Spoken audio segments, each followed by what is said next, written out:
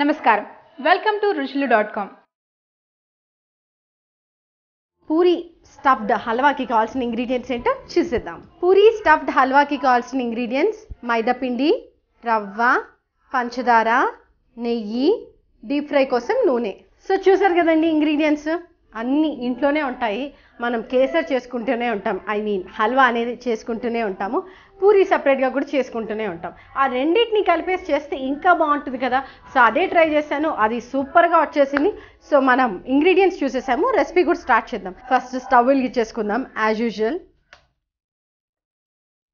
తర్వాత చిన్ని బాండి పెట్టేసి రవ్వని వేయించేసుకుందాం. రవ్వ కొంచెం కలర్ చేంజ్ అవుతే అండ్ పచ్చివాసన పోతుంది. తెలిసిందే రవ్వ వేయించుకోవడం, నేను చెప్పాల్సిన అవసరం లేదు. కావాలైతే నెయ్యి వేసుకొని కూడా రవ్వ వేయించుకోవచ్చు, లేకపోతే అలానే డైరెక్ట్ వేయించుకోవచ్చు. కొంచెం రవ్వ లైట్ హాఫ్ క్రీమిష్ టెంట్ ఆరల్స్ లైక్ కొంచెం దాని కలర్ మారాలి, లిటిల్ లైట్ గోల్డెన్ కలర్ వచ్చే వరకు ఫ్రై చేసుకోవాలి.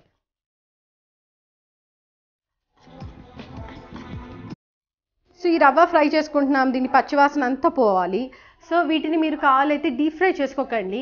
ఒకవేళ మీరు లైక్ డీప్ ఫ్రైయా అబ్బాయి కాంట్ ఆయిల్ అంతా అనుకుంటారు కదా, సో అవన్నీ అవాయిడ్ చేయాలనుకుంటే మైదాలో దీన్ని స్టఫ్ చేసేసుకొని ఆవిరి మీద ఉడకపెట్టుకోవచ్చు. యూజువల్గా అది మనం లైక్ వెజిటేబుల్స్తో చేసుకుంటాం, మామూస్ అంటారు దాన్ని. మనం స్వీట్లా కూడా ట్రై చేసుకోవచ్చు కదా, అది కూడా ఒకసారి ట్రై చేస్తాను. మీరైతే ఒకసారి అయితే ఒక ట్రయల్ ఇచ్చేయండి. ఈ స్వీట్ని మైదా పిండిలో స్టఫ్ చేసేయండి, స్టఫ్ చేసేసి ఆవిరి మీద ఉడకబెట్టేసేయాలి, అంతే.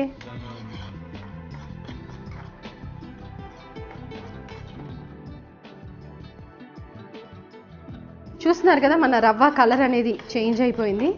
స్టవ్ ఆఫ్ చేసేసుకుందాం ఇప్పుడు. వావ్, స్టవ్ ఆఫ్ చేసిన తర్వాత కూడా కొంచెం స్టిర్ చేయాలి, ఎందుకంటే ప్యాన్ బాండి అనేది వేడిగా ఉంటుంది కదా. సో అడుగున కొంచెం కలర్ అనేది మారిపోతుంది అనమాట, ఎక్కువ డార్క్ బ్రౌన్ అయిపోయే ఛాన్సెస్ ఉంటాయి. కాబట్టి కొంచెం ఆఫ్ చేసిన తర్వాత కొద్దిసేపు స్టిర్ చేస్తే సరిపోతుంది.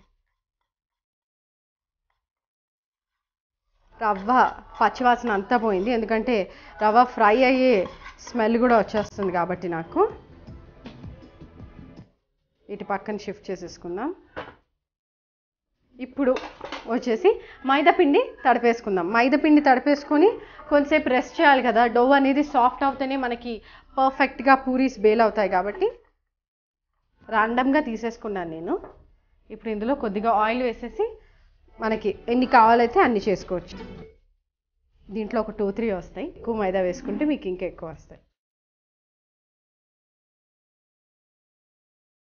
సో ఇంకొద్దిగా వాటర్ పడుతుంది, చూసుకుంటూ చేసేసుకోండి. బికాస్ పూరి ఆర్ చపాతీ ఎప్పుడో ఒకప్పుడు మీరు తడిపే ఉంటారు ఆర్ డైలీ చేస్తూనే ఉంటారు, కాబట్టి ఇదేమి న్యూ లెసన్ కాదు కదా.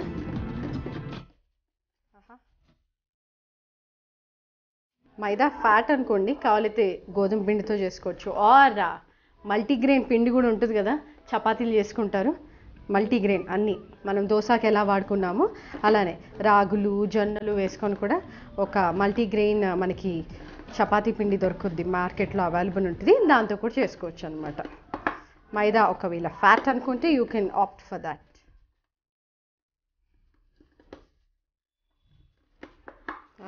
పర్ఫెక్ట్ డవ్ రెడీ అయిపోయింది. ఆయిల్ అనేది అస్సలు యాడ్ చేయలేదు, జస్ట్ 2-3 డ్రాప్స్ ఇప్పుడు యాడ్ చేస్తున్నాను. అవసరం లేదు యాక్చువల్గా, ఆయిల్ వేసుకొని చాలామంది చేస్తారు, ఎందుకంటే చేతికుంది అంత పొడిగా వచ్చేసేయాలి అని, ఇంకొంచెం సాఫ్ట్గా అవ్వాలని. దీన్ని 5-10 minutes రెస్ట్ చేసేద్దాం, సో దట్ అది బాగా సాఫ్ట్ అయిపోతుంది. సో రవ్వ ఫ్రై చేసేసుకున్నాం కదా, సో బౌల్ పెట్టేసుకొని దీనిని కేసర్ చేసేసుకుందాము. అండ్ కేసర్ వితౌట్ మిల్క్ చేస్తున్నాను నేను, ఒక్క డ్రాప్ పాలు కూడా వాడకుండా వాటర్తోని పంచదారతోని చేసేస్తున్నాను అనమాట. సో అది చేసేద్దాం పదండి. స్టవ్ వెలిగించేసుకుందాం. స్టవ్ వెలిగించేసుకొని బాండీ పెట్టేసుకుందాం. ఇప్పుడు ఇందులో వాటర్ యాడ్ చేస్తున్నాను. వాటర్ బాయిల్ అయ్యేటప్పుడు రవ్వ వేసుకోవాలి. వాటర్ బాయిల్ అయ్యే వరకు వెయిట్ చేద్దాము. అండ్ మిల్క్ లేదు కాబట్టి వాటర్తో కూడా రవ్వ చేయొచ్చండి. ఐ మీన్ కేసర్ చేయొచ్చు వాటర్తో కూడా, రవ్వ కేసరే.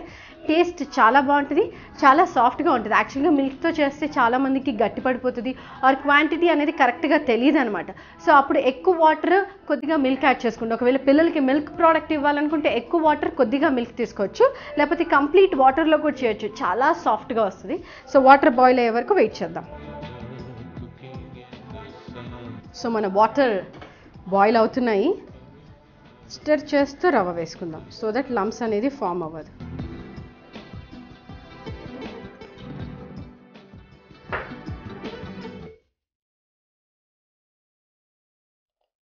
అలానే పంచదార కూడా వేసుకుందాం. సో మన రవ్వ అనేది సాఫ్ట్ టెక్స్చర్ రాగానే పంచదార యాడ్ చేసుకోవటమే. అండ్ కొంచెం సిమ్లో పెట్టుకొని చేసుకోవాలి, బికాస్ హై ఫ్లేమ్లో పెట్టుకుంటే లంప్స్ ఫామ్ అవుతాయి కాబట్టి లుండలు లుండలు కట్టేస్తాయి.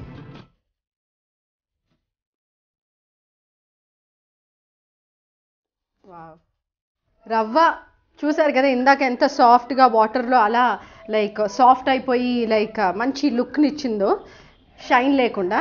పంచదార వేసిన తర్వాత ఒక షైన్ వచ్చేసింది, ఎంత ఈజీగా క్విక్గా కరిగిపోయిందో కదా పంచదార. నైస్ షైన్ అండ్ తీయదనం కూడా వచ్చేసింది. సో ఇప్పుడు దీంట్లో కొంచెం నెయ్యి. సో డీప్ ఫ్రై చేస్తున్నాం కాబట్టి నేను ఎక్కువ నెయ్యి వేయట్లేదు, కొద్దిగా నేను నెయ్యి వేసుకున్నాను. మళ్ళీ కలుపుకుంటూ ఉండాలి, జాగ్రత్తగా ఉండాలన్నమాట ఈ హోల్ ప్రాసెస్ అప్పుడు, బికాజ్ బబుల్స్ వస్తూ ఉంటాయి కాబట్టి ఎగురుతున్నాయి, చేతుల మీద పడే ఛాన్సెస్ ఉంటాయి కాబట్టి నిదానంగా అడుగు పట్టకుండా స్లోగా కలుపుకుంటూ చేసుకుంటే సరిపోతుంది అంతే. బికాజ్ ఇదే పర్ఫెక్ట్గా అవ్వాలి, ఇంకొంచెం గట్టిపడాలన్నమాట. ఎందుకంటే ఇంత లూజ్గా మనం పూరీ పిండిలో పెట్టేస్తే బయట నుంచి వచ్చేస్తుంది ఈ స్టఫింగ్ అంతా. సో స్లో ఫ్లేమ్లో స్టిర్ చేసుకుంటూ ఉంటే గట్టిపడిపోతుంది. చూసారా మిల్క్ యాడ్ చేయకుండానే ఎంత సాఫ్ట్గా వచ్చిందో మన రవ్వ కేసర్ ఆర్ హల్వా అని కూడా అంటారు. గట్టి పడుతుంది కొద్ది కొద్దిగా, స్లోగా చూస్తున్నారు కదా.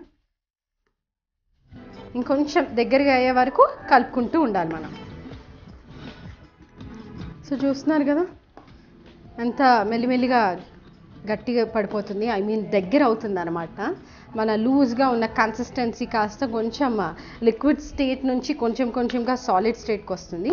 బట్ బీ కేర్ఫుల్, కంటిన్యూస్గా స్టిర్ చేయాలి, ఎందుకంటే అడుగు అంటేస్తుంది ఆర్ సైడ్స్కి మనకి ఓవర్ కుక్ అయిపోతుంది ఆర్ ఓవర్ లైక్ బర్న్ అయిపోతుంది, కలర్ అనేది చేంజ్ అయిపోతుంది. ఇప్పుడు చూస్తే ఆల్మోస్ట్ అంతా సేమ్ కలర్ ఉంది, బికాస్ నేను కంటిన్యూస్గా స్టిర్ చేస్తున్నాను కాబట్టి.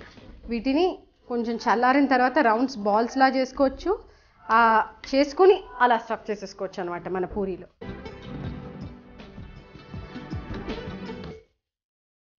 సో ఇంత గట్టి పడిపోయింది కాబట్టి ఇది సరిపోతుంది, ఎందుకంటే మళ్ళీ ఇది మనం పక్కన చల్లగా అయిన తర్వాత ఇంకా గట్టి పడిపోతుంది అనమాట, ఇంకా దగ్గరికి వచ్చేస్తుంది. సో ఈజీగా మనకి రవ్వ రౌండ్ బాల్స్ వచ్చేస్తాయి స్టఫింగ్కి. సో ఇది పక్కన పెట్టేసుకొని మనం పూరి బేల్ చేసేసుకుందాం. సో పూరి బేల్ చేసుకునే లోపల ఆయిల్ డీప్ ఫ్రై అయిపోతుంది, టైం వేస్టింగ్ వద్దనమాట. ఇలాంటి టిప్స్ కూడా ఫాలో అయిపోతే కుకింగ్ అనేది క్విక్గా ఈజీగా కూడా అనిపిస్తుంది మనకి. లేకపోతే పూరి బేల్ చేసి అవి మళ్ళీ డీప్ ఫ్రైకి ఆయిల్ వేడి పెట్టి, ఇవి అలాగో మీకు తెలిసినాయి కానీ అప్పుడప్పుడు తొందరలో మనం ఉపయోగించమన్నమాట దీన్ని, అందుకనే చెప్తున్నాను. పర్ఫెక్ట్గా అయిపోయింది, సో సాఫ్ట్ చూస్తున్నారు కదా. అంతే, రెస్టింగ్ అనేది అవసరం అనమాట దేనికైనా కూడా, నేను అదే చేశాను. సో ఇలా రౌండ్గా చేసేసుకొని ఓకే. సో ఆయిల్ హీట్ అవుతుంది, పూరి కూడా బేల్ చేసేసుకుందాం. పొడిపిండి వేసుకోవచ్చు ఆరెల్స్ మీరు ఆయిల్తో కూడా బేల్ చేసేసుకోవచ్చు పూరి, తెలిసిందే కూడా అందరికీ.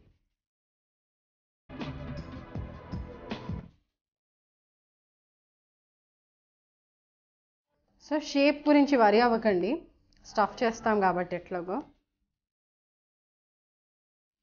పూరి అయితే రెడీ అయిపోయింది, హాట్ కేసర్ కూడా వేసేసాను, పొగలు వస్తున్నాయి చూస్తున్నారు కదా. So I just want taste kesar ఎలా అయిందో, హల్వా సూపర్ అండి. ఎక్స్పర్ట్ని కాబట్టి చాలా బాగా చేసేసాను నేను. సో దీని మీద ఇంకొంచెం ఆయిల్ వేసేసి బేల్ చేసేసుకొని డీప్ ఫ్రై చేసేసుకోవడం అంతే. హల్వా స్టఫ్డ్ పూరి రెడీ అయిపోతుంది. కానీ బేల్ చేసేటప్పుడు జాగ్రత్తగా స్లోగా చేసుకోవాలి, కేసర్ అనేది బయటికి రాకుండా. సన్నగా చేసుకోవడానికి ట్రై చేయండి, బికాజ్ బాగుంటుంది. మరీ సన్నగా వద్దు, కొంచెం సన్నగా అయితే సరిపోతుంది. ఇంకొంచెం బేల్ చేసేసుకొని డీప్ ఫ్రై చేసేసుకుందాం. ఆయిల్ కూడా హీట్ ఎక్కేసింది, హక్ అని సౌండ్ ఇచ్చేసింది నాకు.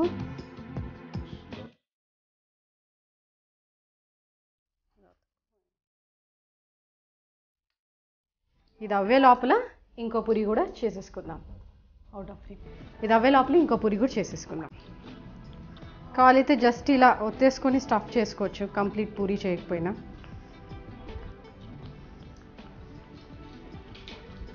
చిన్నపిల్లలకి అయితే బుజ్జి బుజ్జి పూరీస్ చేసి ఇవ్వచ్చు, దే లైక్ ఇట్. కాబట్టి పక్కన కూడా కాల్ చేసుకుందాం.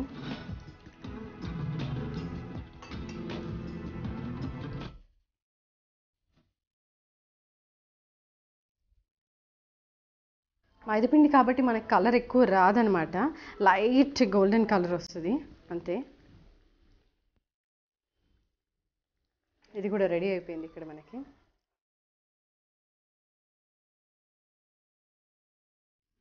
సో కలర్ ఎక్కువ రాదు కాబట్టి you can just take it of కొంచెం ఫ్రై అయిన తర్వాత.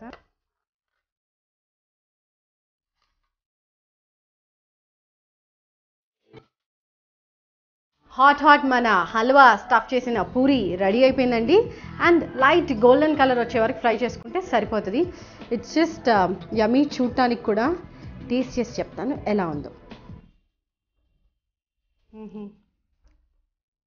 సూపర్గా ఉంది, టేస్ట్ అదిరిపోయింది అండ్ తినాలనిపిస్తుంది.